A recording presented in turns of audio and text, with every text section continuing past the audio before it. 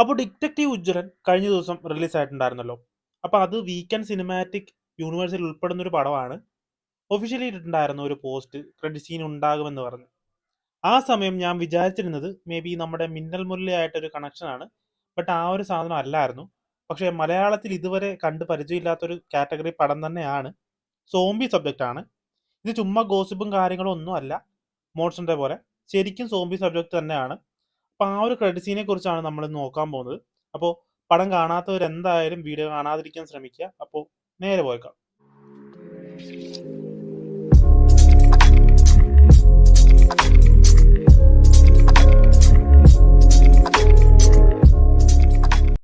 Weekend cinematic universe first പടം മിന്നൽ മുരളിയാണ്. അതൊരു സൂപ്പർ ഹീറോ സബ്ജക്റ്റ് ആണ്. ബട്ട് ഉജ്ജ്വലൻ അങ്ങനെയല്ല. രാത്രി 6 മണിക്ക് ശേഷം വീടിന്റെ വെളിയിൽ പോലും ഇറങ്ങാൻ പേടിയുള്ള ഒരു മനുഷ്യനാണ് ഉജ്ജ്വലൻ. ഒരു ത്രില്ലർ കാറ്റഗറിയിൽ ഉൾപ്പെടുന്നൊരു പടം കൂടിയാണ്. തേർഡ് വൻ ഒരു സോംബി പടവും. ഇനി ഈ ഒരു യൂണിവേഴ്സിലേക്ക് വേറെ പടം കയറുമോ എന്നറിയില്ല, നോക്കാം.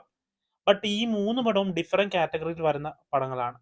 ഏത് പോയിന്റിലായിരിക്കും ഇത് മൂന്നും കൂടി കണക്ട് ചെയ്യുക എന്നൊരു ആകാംക്ഷയുണ്ട്. ഇനി നമുക്ക് ആ ഒരു ക്രെഡിറ്റ് സീനിലേക്ക് പോകാം. ആ ഒരു ക്രെഡിറ്റ് സീൻ കണ്ടവർക്ക് മനസ്സിലാവും, ഒരു വെളിച്ചപ്പാടാണത്. കുറേ മഞ്ഞളെല്ലാം ദേഹത്തിട്ട് ചിലമ്പും വാളും എടുത്ത് പോയി കഴിയുമ്പോൾ അവിടെ വെളിച്ചമില്ലാതാകുന്നു. അവിടെ കത്തിച്ച് വെച്ചിരിക്കുന്ന വിളക്കിന്റെ എണ്ണയിലേക്ക് ഒരു തുള്ളി ചോര വീഴുന്നതായി കാണിക്കുന്നുണ്ട്. അപ്പോൾ ക്യാമറ ആംഗിൾ മുകളിലോട്ട് തിരിക്കുമ്പോൾ ആ വെളിച്ചപ്പാടിനെ സോംബയായിട്ടാണ് കാണിച്ചിരിക്കുന്നത്. ഇവിടെ വെളിച്ചപ്പാടിനെ തന്നെ എന്തിനായിരിക്കും സെലക്ട് ചെയ്തത്? അതിൽ ഒന്നാമത്തെ കാര്യം എന്ന് പറയുന്നത്, നമ്മൾ ഉജ്ജ്വലിലും മിന്നൽ മുരളിലും നടന്ന അതേ കാലഘട്ടത്തിൽ തന്നെയാണ് ഈ ഒരു സിനിമയും നടക്കുന്നത്.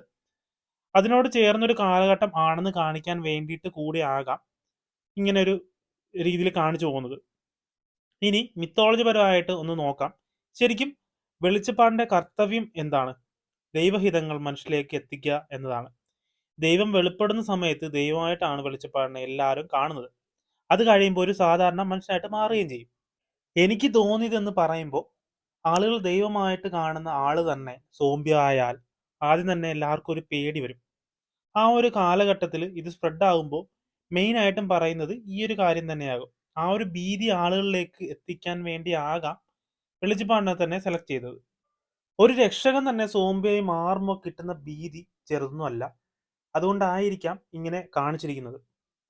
ഈ ഒരു കാര്യമാണ് ഈ ഒരു ക്രെഡിറ്റ് സീൻ കണ്ടിട്ട് എനിക്ക് മനസ്സിലായത്. നിങ്ങൾക്ക് എന്താണ് തോന്നിയത്? ഒന്ന് കമന്റ് ചെയ്തേക്ക്.